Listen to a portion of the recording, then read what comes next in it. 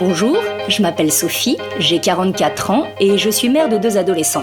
Souvent décontenancée, parfois même dépassée par les vagues émotionnelles qui me traversent durant cette période, je suis allée à la rencontre de parents d'adolescents pour connaître leurs ressentis et essayer de comprendre ce qui se joue durant ce temps pour chacun d'entre nous. Les fragments d'entretien dont je vous fais part ici m'ont intimement nourri et aidé pour continuer de faire face à cette longue période de transition. Bienvenue dans Parents d'adolescents, paroles et fragments, un podcast de Sophie Contaxis. L'adolescence, ça dure de quand à quand ? Eh bien, je sais pas, moi je dirais pour Lino, mon dernier. Je dirais que ça a commencé il y a 1 an et demi, et jusqu'à quand ça dure, je ne sais pas. On va voir quand ça... J'espère pas longtemps. Le téléphone portable, on avait tenu jusque-là, c'est-à-dire qu'il a été en 6e, 5e sans téléphone. On lui a acheté un téléphone pendant les grandes vacances, entre sa 5e et sa 4e. Et là, ça a accéléré les choses un peu aussi. Alors, il y a un événement physiologique peut-être. Ça a été la fin des poux. Donc, l'entrée au collège, effectivement, les poux ont disparu de sa tête, et donc de la mienne aussi. C'était une bonne nouvelle. Ça, c'est la première prise de conscience du changement autre que physiologique de ma fille. Et ensuite, physiquement, en termes de tenue vestimentaire, elle a laissé tomber la tenue burqa, c'est-à-dire intégralement couverte, mains comprises, pour passer au mini-short du jour au lendemain sans transition. C'est la 6e, 5e. Pour Anna, c'est beaucoup son intérêt et son engagement dans le féminisme. Et puis après, son activité au sein d'une association LGBT+.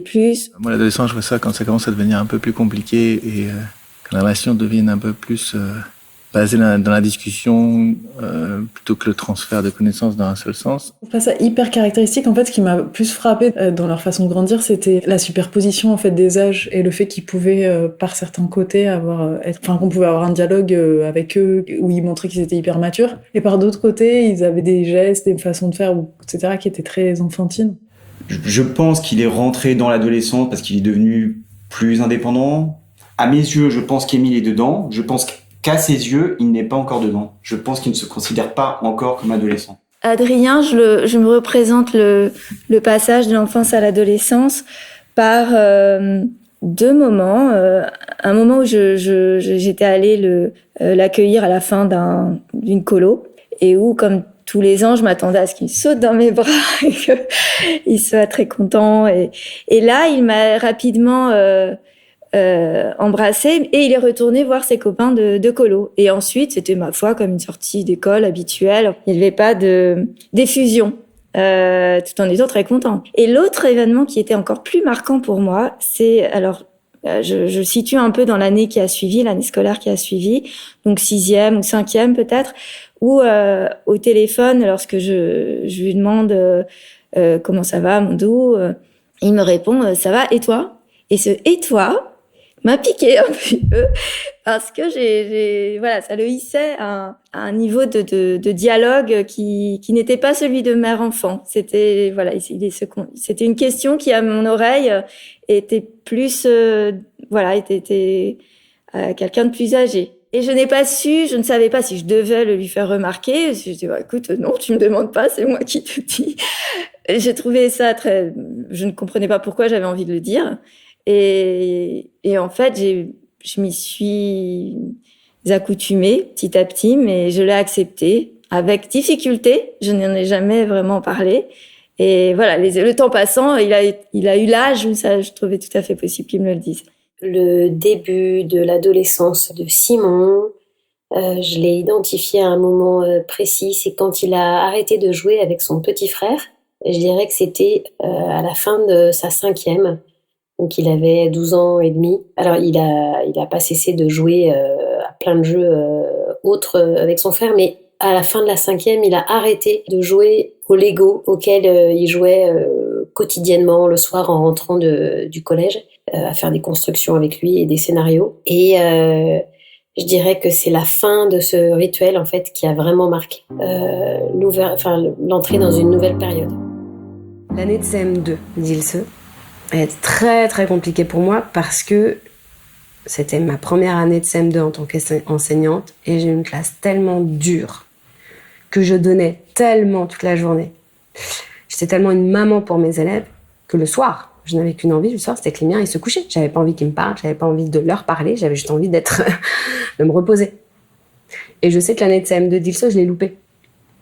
J'ai loupé scolairement, et encore, non, scolairement, des fois on s'est pris la tête parce que je l'aidais à faire ses devoirs, mais j'ai surtout loupé dans la vie de ma fille. Tu sais, j'ai vraiment un sentiment d'avoir raté une année, et des fois je me dis, c'est aussi peut-être ce qui a enclenché un peu une séparation. Et après, tout de suite, c'est le collège. Et le collège, ça y est, c'est pas fini, mais c'est encore autre chose. La distance s'installe. Pour ma fille, c'était la rentrée au collège avec un peu plus de liberté, peut-être plus de devoirs aussi, plus de responsabilités. Et du coup, il y a eu une scission parce qu'elle dépendait plus de moi non plus pour rentrer de l'école. Elle devait faire ses devoirs presque toute seule. Alors ça s'est pas passé comme ça en vrai, mais sinon elle les faisait pas. Mais il y a eu une petite coupure en 6e et je pense que ça vient aussi du fait qu'on leur demande d'être indépendants à ce moment-là. Là, elle a vraiment envie d'être indépendante et de moins nous voir.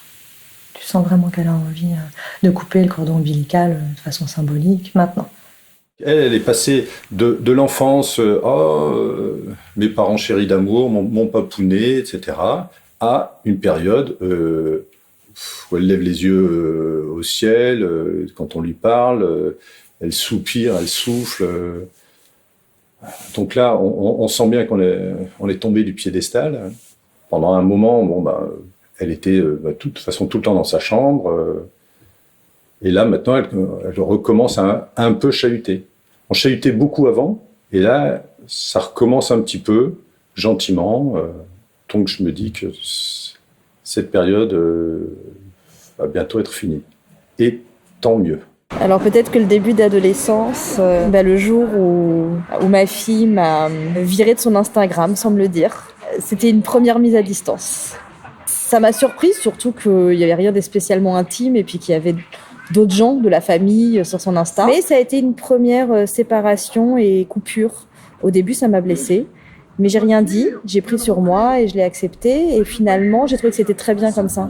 Et qu'elle avait eu peut-être raison. Et ça a été une marque quand même par rapport, tu n'auras pas accès librement à ce que je veux dire ou à pouvoir potentiellement porter un regard sur ma vie. Symboliquement, ça marquait quelque chose. Et je l'ai raconté à plein de gens le jour même, voilà ce qu'a fait ma fille.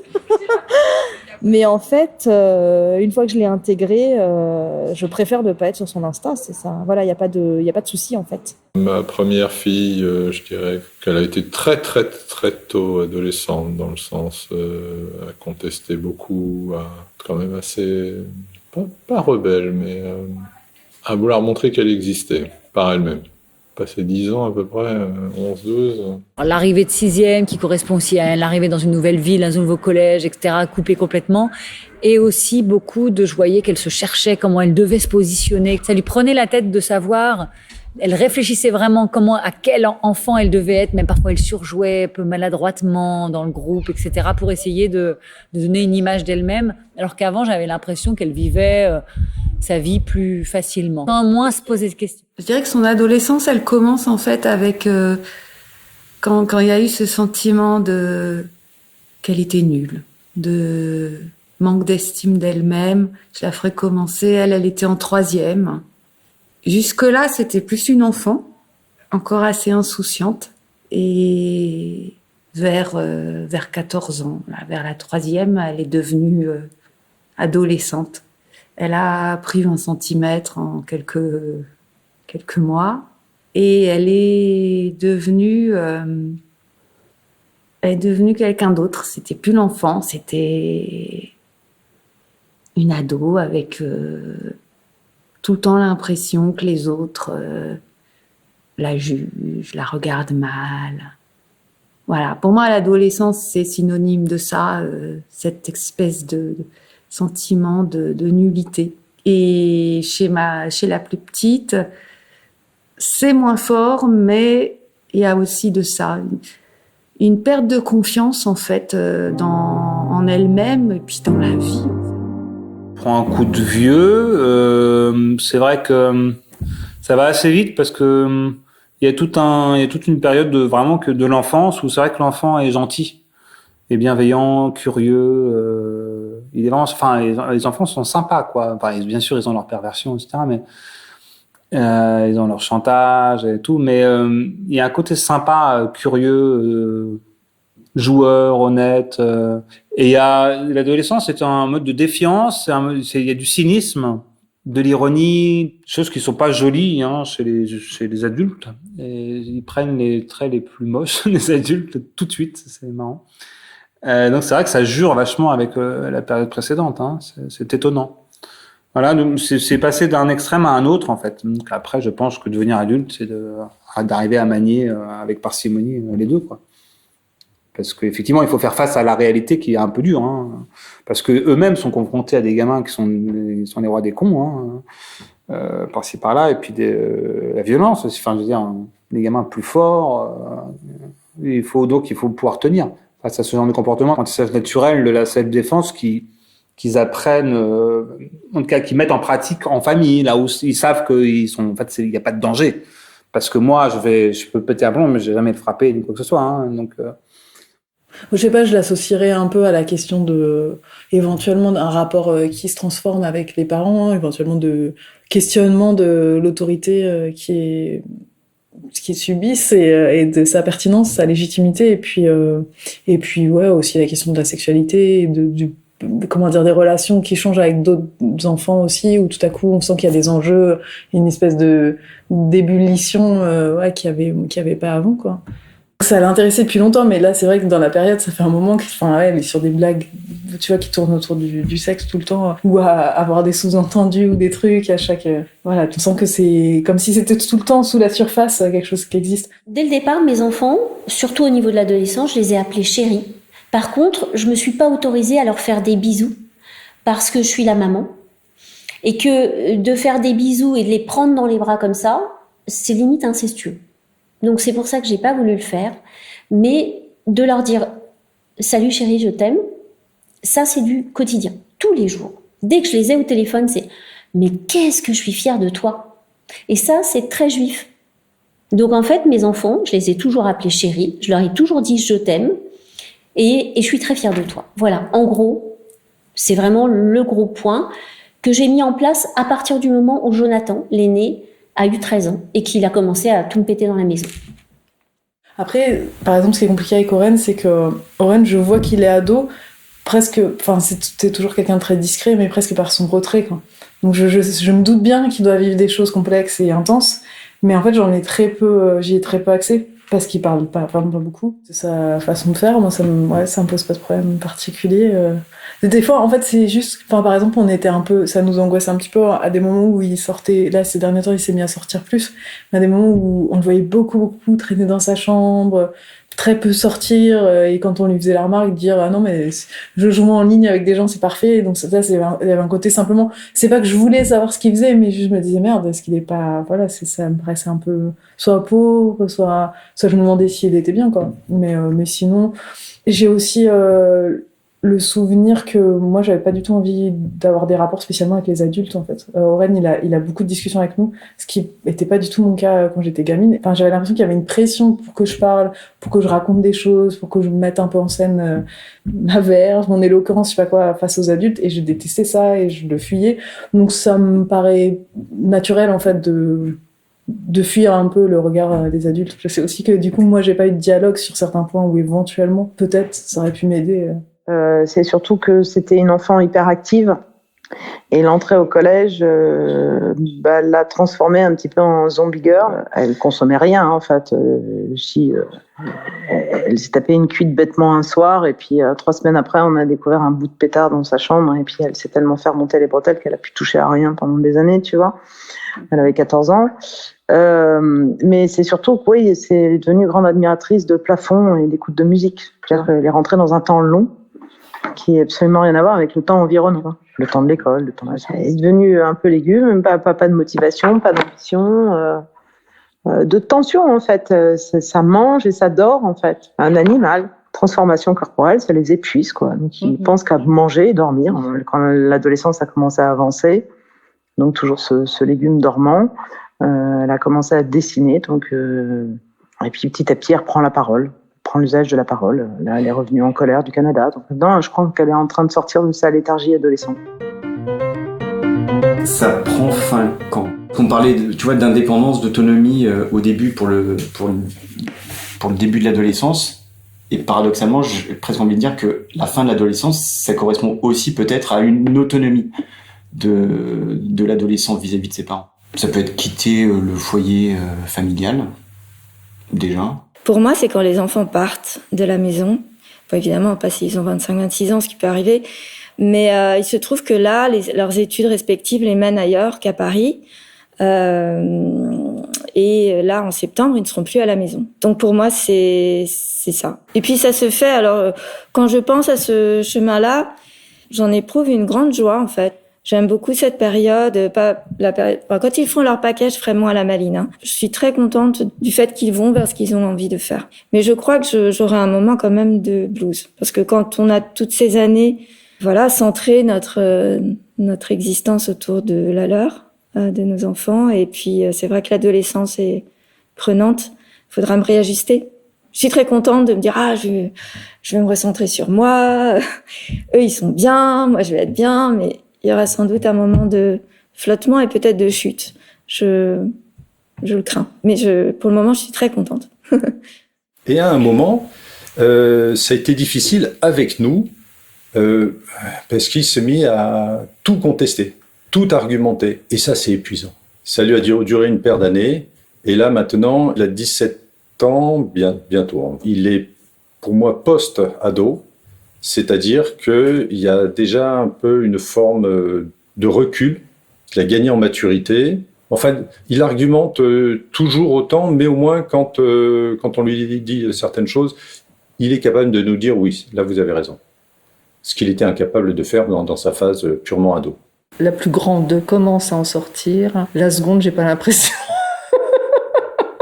Parce qu'elle est encore souvent dans le conflit, dans la provoque. Pour moi, c'est pas une attitude adulte. C'est-à-dire, est-ce qu'on considère qu'on est sorti de l'adolescence, quand on est adulte? Si c'est ça, moi, je trouve qu'elles sont pas encore vraiment adultes. Hein. C'est quoi être adulte? Peut-être être plus responsable de sa vie, se gérer, et puis sortir des conflits bêtes et méchants de l'adolescence qu'on peut avoir avec ses parents. Alors en ce moment, je suis pas dans une période très optimiste et je me demande combien de temps ça va pouvoir durer. Une adolescence en plus dans un monde où que ce soit le dérèglement climatique, le virus, où l'avenir est tellement incertain. Je sais pas combien de temps va durer ce mal-être adolescent, mais de mes filles qui s'enferment sur elles-mêmes, en fait. Je crois par peur de ce monde dans lequel elles débarquent. Alors, en sortant de l'enfance, elles se disent « mais qu'est-ce que c'est que ça? Qu'est-ce que c'est que ce monde? Qu'est-ce que je vais devenir là-dedans ?» Peut-être le moment où eux se sentiront...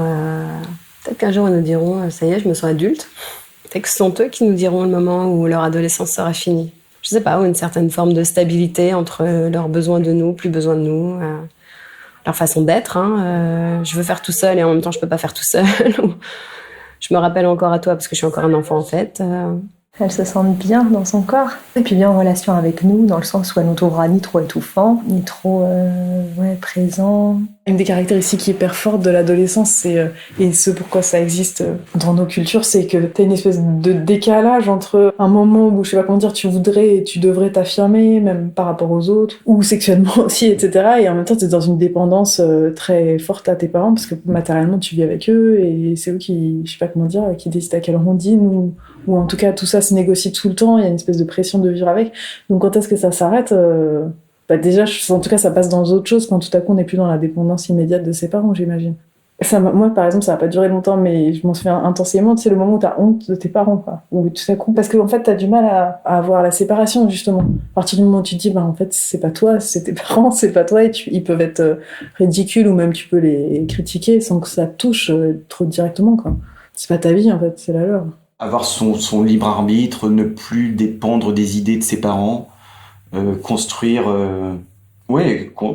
sa personnalité, ses idées. J'encourage en tout cas Émile à penser par lui-même et ne plus reproduire les idées de ses parents. C'est certainement comprendre certaines choses, certaines responsabilités, avoir un regard aussi sur ce qui s'est passé. Moi, j'aime beaucoup quand mes enfants commentent justement les comportements qu'ils ont pu avoir quand ils étaient plus jeunes. Ils n'ont plus du tout le même regard, ils sont beaucoup plus critiques. Ils se demandent comment ils ont pu faire ça, comment ils ont pu dire ça. On se dit, bon, ça va, il y a un cap qui est passé. C'est vrai qu'aujourd'hui, quand je discute avec eux, je ne suis plus du tout dans la formation. On parle plus d'adulte à adulte et pas de parents à enfants. Je dirais que ça commence à se terminer, dans le sens où on a des rapports adultes depuis 2-3 ans, avec l'obtention du bac, je pense. Il y a toujours le comportement un peu enfant et capricieux qui a du mal à disparaître, quoi. Théoriquement, je pense que le passage à l'âge adulte, c'est quand on commence à avoir du recul par rapport à ce qu'on a vécu avec ses propres parents. Je pense que c'est le passage à l'âge adulte. Et après, si on essaye de simplifier, je pense que c'est quand on commence à être indépendant de ses parents matériellement, en fait. Pour moi, c'est plutôt ça le passage à l'âge adulte, sinon. Mais après, il y a des gens qui sont indépendants financièrement et qui n'ont toujours pas fait le bilan sur ce qui s'est passé avec leurs parents ou comment est-ce qu'ils ont vécu leur enfance. Et justement, après, il y a tout le problème des gens qui en veulent encore beaucoup à leurs parents, parce qu'on en veut tous à nos parents, forcément, hein, qui en veulent encore beaucoup à leurs parents et qui finalement s'engagent avec un nouvel enfant qu'ils peuvent avoir et avant d'avoir fini. En fait, je pense qu'on est tous plus ou moins à faire ça, parce qu'en fait, finalement, c'est avoir des enfants qui nous aident à tourner la page sur ce qui s'est passé, peut-être aussi avec nos parents. Les moments de connexion avec Simon, ce sont des moments où on rit et où on est dans le jeu. Ouais, ça, ce sont des moments que j'apprécie beaucoup. Simon, ce n'est pas un jeune homme qui a une grande propension à se raconter intimement. Je suis pas une grande pratiquante des jeux de société, mais les quelques fois où on joue, je trouve que c'est un vrai moment de légèreté et de partage qui nous relie à quelque chose de quelque chose de très fort en fait, qui cimente le lien, qui cimente la famille, le fait d'être dans le jeu ensemble, comme quelque chose qui traverse les époques et les âges. Ouais, quelque chose une pratique atemporelle, quoi. Je dirais qu'un autre moment de grande connexion pour moi, ce sont ces moments où on est en vadrouille en famille. Quand on part en vacances, qu'on part en week-end ou qu'on part visiter un lieu qu'on connaît pas, une région qu'on connaît pas. J'adore ces moments de reliance dans laquelle ça nous met. On est tous en train de partager une expérience commune et je trouve ça très fort relationnellement. Je pense à tous ces moments familiaux très forts ou à toutes ces activités. Ça peut être la rando en montagne, en dormant en refuge, les moments qu'on préfère, être tous les 4 dans une voiture en roulant pendant 6 heures d'affilée, en chantant, enfin des choses comme ça que tu fais mais de façon grande, enfin c'est pas des petits enfants. La bagnole, c'est le moment où tu penses que t'es pas connecté parce qu'à la fois chacun est dans sa bulle et en même temps c'est là où tu parles le plus. Et les filles adorent rouler surtout la nuit. On adore partir en voiture. Elles nous disent tout le temps, là, ce dont j'ai envie, c'est d'être en voiture tous les 4. Et quand tu roules, tu peux à la fois ne pas te parler pendant 1 heure et être chacun dans ton truc, et en même temps, t'es tous ensemble dans un petit espace où il finit toujours par se passer des choses heureuses ou se dire des choses aussi. Quand je vais les chercher en voiture, c'est vrai que je venais le chercher en métro, mon fils. C'est vrai que bon, le métro, alors c'est ok, c'est plus écolo. Souvent, des fois, j'avais pas vu depuis longtemps. Ça permettait pas une vraie un vrai cocon, quoi. On pouvait se parler tranquillement. Je sais pas, on n'est pas dans une bulle dans un métro, quoi. Donc la voiture permet des discussions plus sympas, plus familiales. C'est comme un petit chez soi, hein. C'est comme quand on vole une voiture, c'est comme si on faisait irruption chez quelqu'un, hein. C'est une maison roulante, quoi, hein, une voiture. Et puis bon, moi j'étais chauffeur avant, je suis chauffeur de métier quelque part. Je suis très à l'aise au volant et ils se sentent bien, je pense, quand je suis au volant, ils sont en complète sécurité. Et donc on rigole pas mal, on écoute la radio, donc je commente les musiques, on parle un peu de foot, puis je lui demande comment ça va, l'école, ses copains. Avec Candice, c'était pas un problème. On avait une très grande complicité. discutait tout le temps. Donc ça, la connexion elle était tout le temps là. Avec Thibaut, la connexion, c'était beaucoup plus compliqué. Et justement, c'est tout le travail que j'ai dû faire sur moi-même, quand les comportements ne me plaisaient pas. Il a quand même fait les 400 coups, à fuir la nuit, et moi l'attendant. Avec lui, je me forçais à garder la connexion.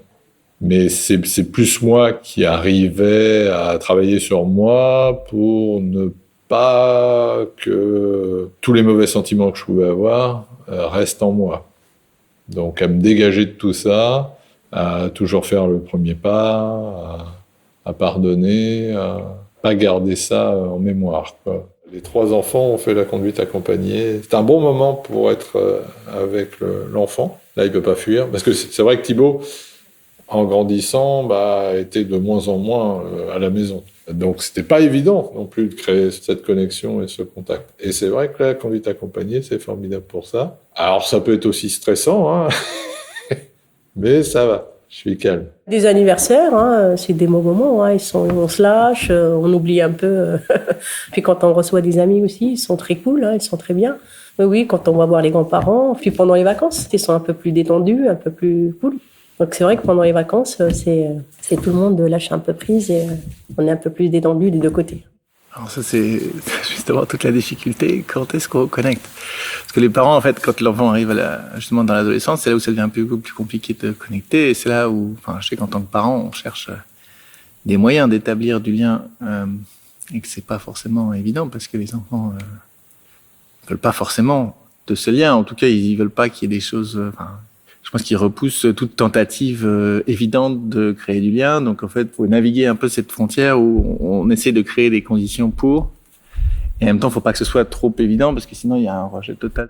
Moi, je pense que c'est quand je fais des choses avec eux. Donc, pour les deux, hein, que ce soit ma fille ou mon garçon, c'est quand je fais des choses avec eux, justement, parce qu'on est en train de faire quelque chose, on oublie. En fait, les choses se font naturellement, que ce soit simplement de marcher ou... d'aller faire du sport, ou d'aller se baigner, par exemple.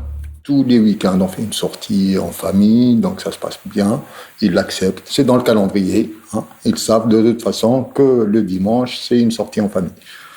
Ils ont leur samedi pour aller voir les copains, sortir, etc. Alors, on a instauré, nous, ça pour le petit qui a 9 ans, qui a un petit retard, qui a une situation de handicap, en fait. Hein. Il a un problème génétique. Et donc voilà, on a décidé que il faut qu'il soit entouré, il faut qu'on s'occupe de lui, y compris la fratrie, quoi. Qu'ils prennent leurs responsabilités vis-à-vis de leurs frères aussi. Hein. Il aime à la fois discuter, argumenter et souvent être en contradiction, et puis il aime bien aussi s'informer. Puis il connaît pas mal de choses à force d'aimer les deux. Du coup, un des lieux de rencontre, c'est quand tout à coup, éventuellement, c'est un peu suscité ou imposé par nous, du genre, ok, on dîne ensemble ce soir. Mais on se retrouve à parler et à vraiment effectivement discuter avec lui, et ça c'est chouette. Il a aussi un humour que j'aime bien et que j'aime bien aussi, notamment parce qu'il est quand même très différent du mien, et que c'est rigolo, que pour moi c'est assez expressif de sa, je sais pas comment dire, une espèce de posture existentielle qu'il est en train de construire, enfin que ça fait un moment qu'il a d'ailleurs, une espèce de distance un peu amusée, ou je sais pas, en tout cas distance, ça c'est sûr, il est chill, quoi. Le troisième truc auquel je pensais, c'était le fait que de temps en temps, il va me faire écouter une chanson. C'est souvent des trucs à texte d'ailleurs, et que à la fois ça me touche qu'il me fasse écouter une chanson, de même que ça me touche que parfois, en fait, il écoute des trucs un peu éclectiques, et de temps en temps, il écoute des choses du genre, j'ai vu à un moment, il écoutait Le petit bal perdu de Bourvil, que je lui ai fait écouter, tu vois, donc ça m'amuse que je sais pas que ça l'ait touché, d'autant que c'est des chansons que j'aime bien. C'est rigolo parce que ça résonne sans que je sache trop, sur quel plan, ou sans que je l'argumente vraiment, mais c'est intéressant. Alors Damien, c'est au moment des repas. Et au moment, évidemment, des activités qu'on fait ensemble, principalement cinéma. Et c'est très, très sympa parce que c'est de la parole libre, c'est des échanges, c'est ce qu'on pense, à la fois du film qu'on a vu, de l'actualité, de ce qui se passe dans le monde, pourquoi, comment. Et puis il y a un échange hyper important que j'ai privilégié avec lui, c'est les livres. Damien lit beaucoup, et donc je peux lire un bouquin et lui dire tiens, dis-moi ce que t'en penses, moi j'ai lu ça, ça m'a beaucoup plu, etc. Les deux, je leur ai fait regarder pas mal de films, mais Ayala, elle a un peu chopé ce truc-là, ce qui fait qu'elle se retrouve à piocher dans la DVD tech au hasard de ses ennuis. Donc j'ai vu la dernière fois, elle avait regardé Pierrot le Fou, je rentre dans la pièce, elle est en train de regarder Rois et Reines de Desplechin, et souvent elle demande qu'on regarde un film ensemble, ce que je trouve marrant aussi parce que c'est éventuellement un temps que moi-même je m'autorise pas forcément à prendre. C'est comme si elle m'imposait de prendre le temps pour regarder avec elle. Bon, il y a tous ces dîners, je dois dire, parce que c'était quasi quotidien. On discutait, après on se regardait une vidéo ensemble, ou on écoute podcast, des choses qu'on aime bien. Et ça, c'est vraiment ces soirées, j'en garderai vraiment un grand souvenir. Après, il y a eu des moments de connexion avec mon fils autour de chagrins qu'il a eu, qui étaient douloureux, où il s'est confié à moi. Alors, des moments de connexion, autant avec Héloïse, qui est quand même très très fermée sur elle-même, c'est difficile d'en trouver. Parfois, je fais un peu le clown quand même, et ça lui fait rire. Sinon, j'en ai plus avec Constance. Par exemple, elle a souvent mal partout. Bon, je pense qu'elle a pris 25 cm en très peu de temps aussi. Donc, elle a souvent mal aux articulations. Et elle accepte, par exemple, les massages. Donc, il va y avoir des moments de connexion par le corps. Et sinon, c'est par l'humour. Quand moi-même, je lâche bien prise et que je m'amuse un petit peu. Des fois, je fais un petit peu du théâtre ou le clown. Et là, parfois, elle rit. Bon, c'est énorme. Pour moi, c'est une victoire. Et grâce à la danse, parce qu'en fait, j'ai réussi à garder une passion commune, parce qu'on aime toutes les deux la danse. Alors elle est très hip-hop, et du coup, moi, je l'étais beaucoup moins, mais je me suis inscrite au hip-hop au départ pour partager ça avec elle. Et du coup, quand elle rentre de la danse, en général, elle me fait toutes les chorés, je lui montre les miennes, on les partage, du coup, elle me fait écouter plein de musique, parce que moi, j'essaye d'aller vers ses centres d'intérêt. En balade, je sais qu'elle veut pas faire d'expo, quand j'en vois une qui m'intéresse, je vais pas l'embarquer là-dedans. Et puis des fois, juste, je m'assois sur son lit le soir, et elle me dit tout ce qu'elle a envie de me dire. Donc j'essaye surtout de pas juger, de pas intervenir, ni en bien ni en mal, même si c'est des choses qui me rendent folle, comme une fille de sa classe hier qui lui a retiré sa chaise, donc elle est tombée par terre sur le coccyx, elle se fait super mal. Donc ça me rend folle, là j'ai envie de lui dire on va porter plainte, tout ça, mais je ne dis rien. Et c'est très très dur. Et du coup elle me le dit, donc pas d'intervention, aucun jugement, ni en bien ni en mal. Moi j'ai pas envie de l'influencer, ma mère elle m'a influencé beaucoup. Et moi, j'ai vraiment pas envie de la manipuler. Parce qu'en fait, c'est la manipulation. Juste écouter. Et souvent, ça ouvre plein de choses. Une fois, elle a pleuré. Parce qu'elle m'a dit que finalement, non, elle était pas bien dans son corps.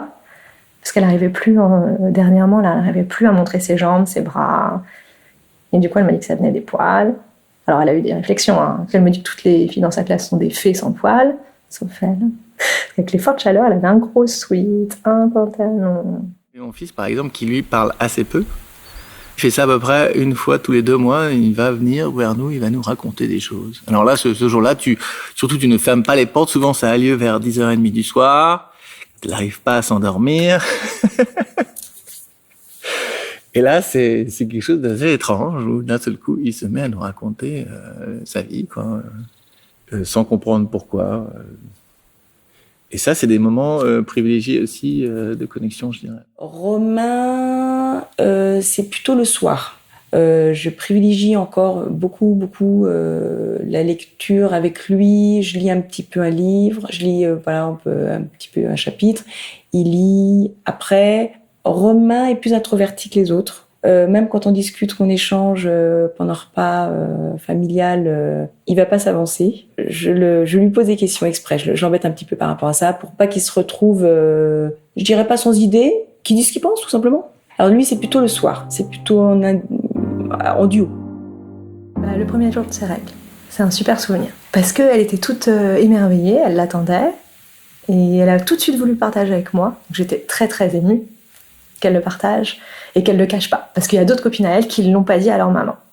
Et qui savaient pas quoi faire, qui n'avaient pas de serviette, pas de tampon. Elles le disaient à leurs copines, elles le disaient pas du tout à leur famille. Et c'est dur. Moi, j'étais contente qu'elle me le dise parce que c'était une preuve de confiance, je trouve, vis-à-vis de moi. Enfin, j'ai senti ça. Et du coup, au début, en plus, elle m'a tout expliqué, donc on a eu plein de fous rires parce qu'elle me dit, je pensais que c'était du caca au début dans ma culotte. La couleur. Et puis heureusement, je lui avais acheté les règles Quelle Aventure. Donc elle savait Elle a eu peut-être un quart de seconde, un doute sur ce que c'était. Et en fait, elle était hyper contente. Les yeux tout écarquillés, elle est venue me voir tout de suite, elle m'a montré sa culotte. Enfin, je trouve que c'était un moment qu'on a vraiment partagé toutes les deux. Je suis très heureuse que ce soit passé à la maison, pas à l'école, pas quand elle portait une jupe blanche. Enfin, voilà, qu'elle n'ait pas été gênée. Et puis après, elle s'est demandé ce que ça allait impliquer. Donc on a pu en parler. C'était chouette. Elle m'a parlé de son amour pour les bébés. C'était un très très beau moment. Et j'avais pas envie de la quitter après, je pouvais plus la lâcher. Non, parce que là, tu me parlais d'un moment avec Thibaut, oui, le jour où je lui ai annoncé le décès de son grand-père et qu'il m'a pris dans ses bras. J'avais 15. C'est ce côté paradoxal de Thibaut, à la fois qui prenait de la distance et à la fois c'était le plus tendre. J'ai découvert ma fille sous un autre aspect le soir du bal du 14 juillet. C'était assez drôle. Il y a eu une petite fête au village et donc à un moment donné, il y avait de la musique, quoi. Les filles ont dansé et j'ai trouvé ma fille très, très rigolote. J'ai découvert ma fille très rigolote et on a eu un véritable échange parce qu'elles se sont fait draguer par les garçons et qu'après on en a discuté. Et vraiment, un moment d'échange tranquille parce que moi je suis d'une famille où discuter c'était très compliqué. Je suis pas la maman qui arrive le plus à parler facilement à mes enfants, pas autant que je le voudrais en fait. Je fantasme une forme de dialogue avec mes enfants que j'ai du mal à avoir. Et que ma fille est assez fermée aussi. Pour le coup, du coup, je pense que j'ai induit un truc, elle me ressemble assez.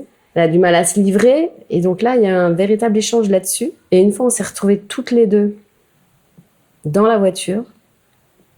On s'est garés et on a eu un véritable échange sur justement les difficultés de communication.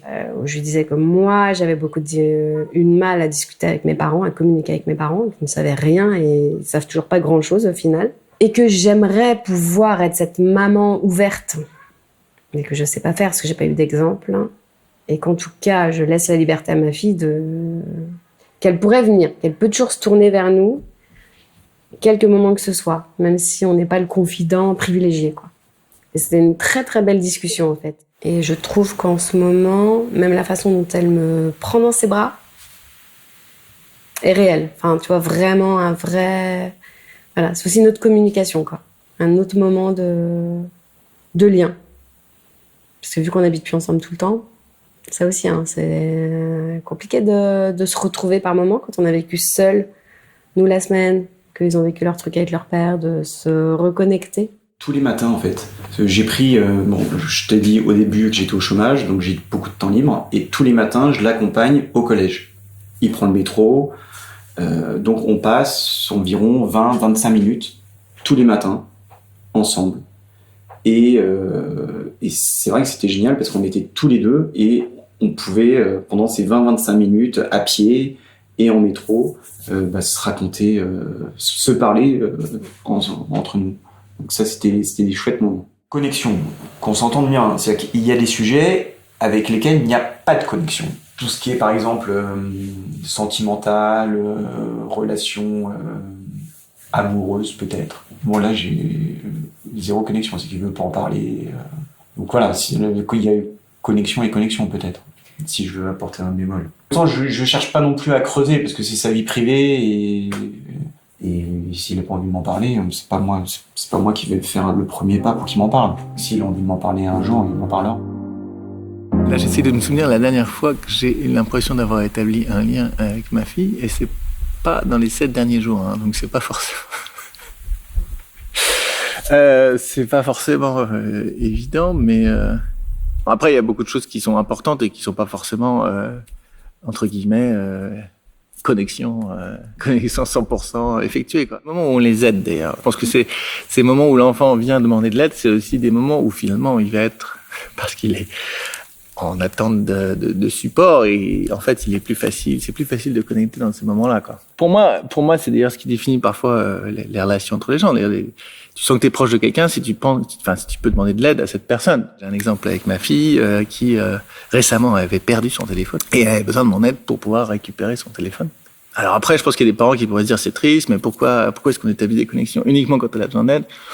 Moi, je sais pas, je suis pas d'accord avec ça. Je pense que finalement c'est des opportunités d'établir un lien fort, et donc C'était pour retrouver son téléphone, hein, c'était pas une question de vie de mort, mais enfin du coup on a réfléchi tous les deux comment est-ce qu'on pouvait faire pour arriver à retrouver mon téléphone qu'on a finalement réussi à retrouver. Eh ben en ce moment, je vais dire l'Euro 2021. Voilà, ça reste un écran, mais c'est ensemble. Et puis je vois pas du tout là ce qui pourrait rester, ce qui était cool. Ça fait pas beaucoup de moments cool finalement quand on y pense, quoi. Ou de moments de connexion. Ah, ils m'ont pas marqué. Hein. Pendant cette période, les moments de connexion, c'était simplement est-ce que tu as fait tes devoirs. Non, c'est pour moi, c'est une période où il y avait énormément de distance entre nous. Ils s'éloignaient de nous. En gros, on était là pour le gîte et le couvert. Ouais, donc des moments de connexion, je sais pas, de complicité. Il y en a pas eu des masses. Hein. Il est devenu beaucoup plus difficile à vivre dans nos relations. Quand les choses s'améliorent, on est content et ce sont des moments de bonheur, quoi. Mais c'est vrai qu'il y a toujours eu des gros orages. Et quand t'es dans la tourmente, t'as un peu tendance à retenir l'orage et pas trop l'embellie, quoi. Ça va beaucoup mieux, je vais pas me plaindre. Après, quand on est là toutes les quatre,